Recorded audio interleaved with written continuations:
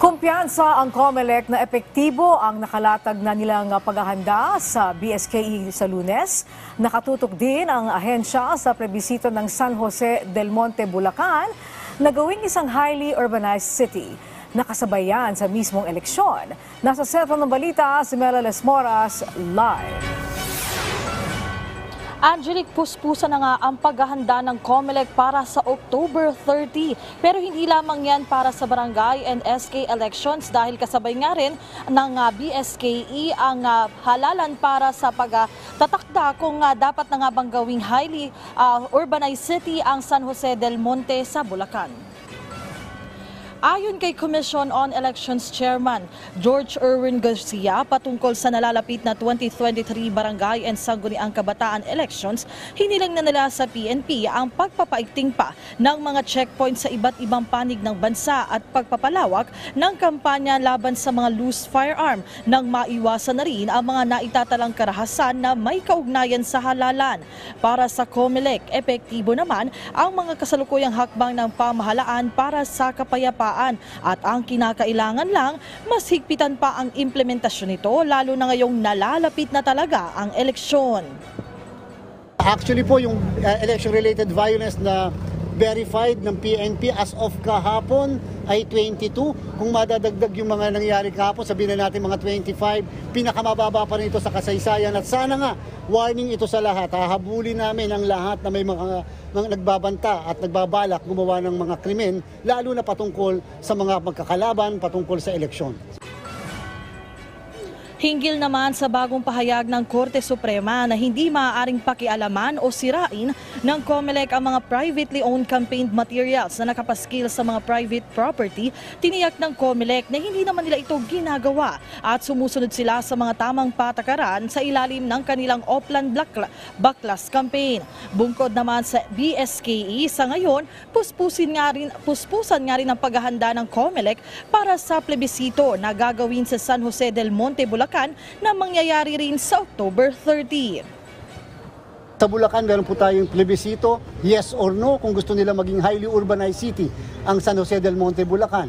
And therefore, pagkatapos po mabilang ang lahat ng boto sa bawat presinto, yung pong election returns ng presintong yan sa plebisito ay kinakailang itakbo o dalhin ng mga guro pagkatapos ng kanilang ginagawa sa bayan doon po sa canvassing sa munisipyo, at yung pagkatapos ng canvassing sa munisipyo dadalhin naman po ng canvassing ng probinsya upang sa probinsya magproklama kung yes or no ang nanalo.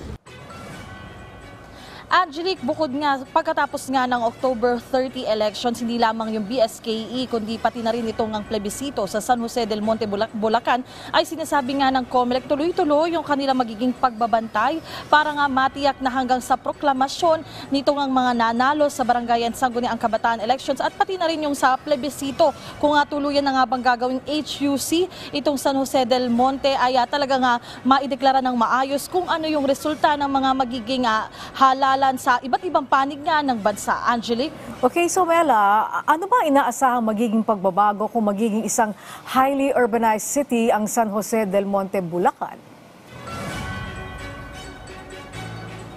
Angelic, magandang katanungan nga yan, no? Kasi as of the moment, isa na rin namang lungsod yung San Jose del Monte sa Bulacan. May tatlo kasing klase, Angelic, ng lungsod sa Pilipinas.